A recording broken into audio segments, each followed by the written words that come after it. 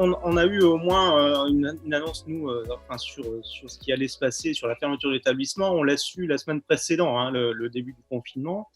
Donc, en fait, les étudiants ont pu, par exemple, accéder encore, le vendredi, ils ont eu cours, hein, d'ailleurs, le vendredi, puisque il était annoncé dès le jeudi que les cours devaient cesser la semaine suivante.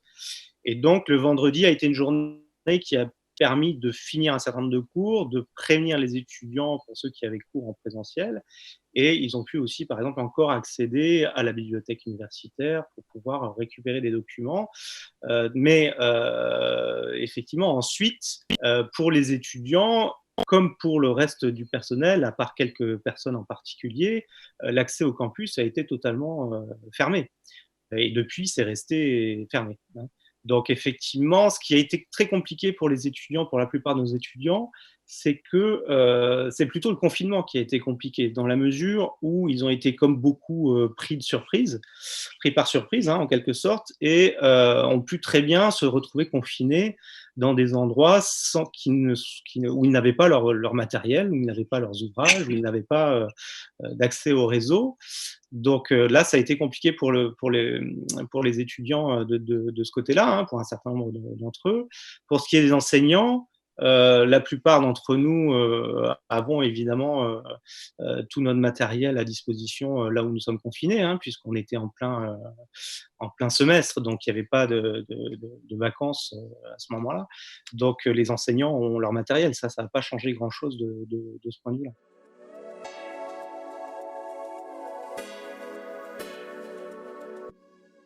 On a, chance ou malchance, mais on a un tout petit peu d'expérience, notamment dans la mise en place d'examens à distance, puisque c'est une solution à laquelle on avait été conduit il y a déjà de cela 2 ans, dans la mesure où l'université avait été bloquée et il avait fallu procéder à des examens à distance. Donc on a un petit peu d'expérience de ce côté-là déjà, on l'a vécu une première fois.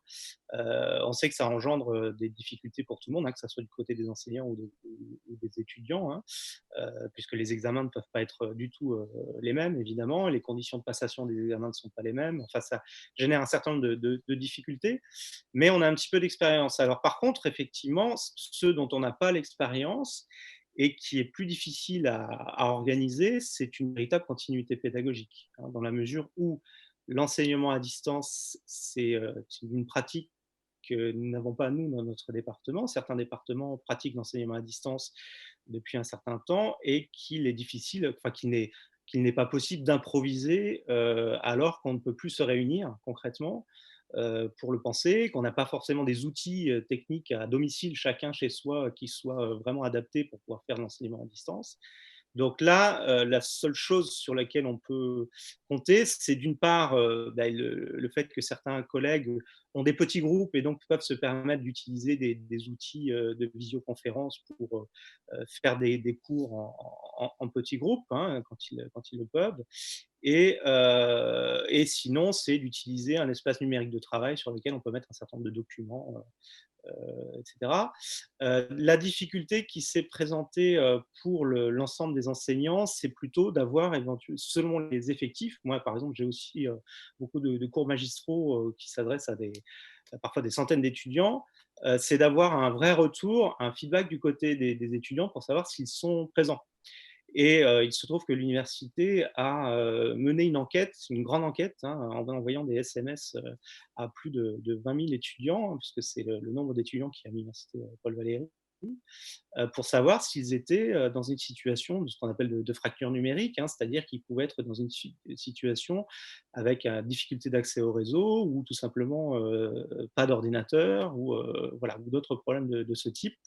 Et donc, il a fallu s'organiser, l'université s'est organisée pour essayer d'identifier ces problèmes-là, récupérer les adresses pour pouvoir adresser des ordinateurs, des clés 4G, et il a fallu remettre en place tout un calendrier universitaire, hein. C'est quelque chose d'assez lourd, hein, c'est assez compliqué à mettre en place, avec tout ça dans des conditions dégradées d'organisation, puisque le confinement génère, en termes d'organisation, beaucoup de difficultés à travailler. Donc tout ce qui est très très compliqué, c'est que on a une structure de pilotage qui est avant tout politique. Hein. Donc, ça veut dire il faudrait pouvoir, il aurait fallu pouvoir en amont s'organiser sur comment est-ce qu'on fonctionne en mode dégradé quand on est confiné. Et ça, il faudra tirer le bilan en quelque sorte de ce qui s'est passé pour pouvoir voir si de nouveaux épisodes de confinement doivent intervenir, comment est-ce qu'on peut fonctionner. Mais pour ça, il faut pouvoir organiser des réunions. Et des réunions à 22 en visioconférence, c'est des choses que, pour ma part, je vois mal la mise en œuvre à partir du moment où, jusqu'à présent, on ne l'a jamais fait et on n'a pas posé les conditions pour le faire.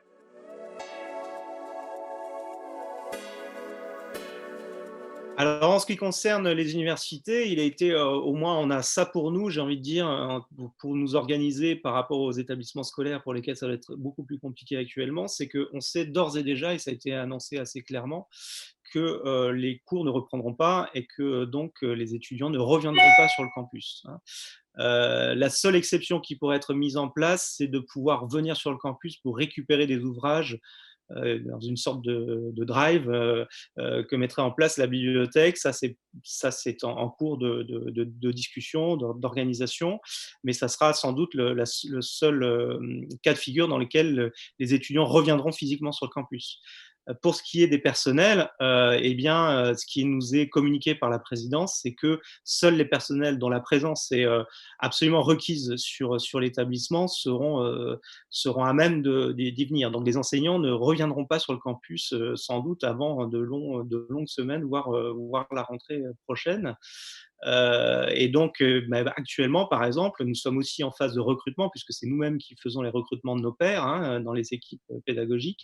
Et tout cela se fait à distance, hein, par voie à distance. Pour ce qui est des étudiants encore, là, on est vraiment clairement passé sur des évaluations qui vont se faire en distanciel. Et donc, il y a un calendrier qui a été élaboré et qui va. Les évaluations vont se faire là d'ici le mois de mai et le mois de juin pour la première et la seconde évaluation. Mais en tout cas, il est vraisemblable que très peu d'entre nous pourront remettre le nez dans nos bureaux et dans nos salles de cours avant un bon moment.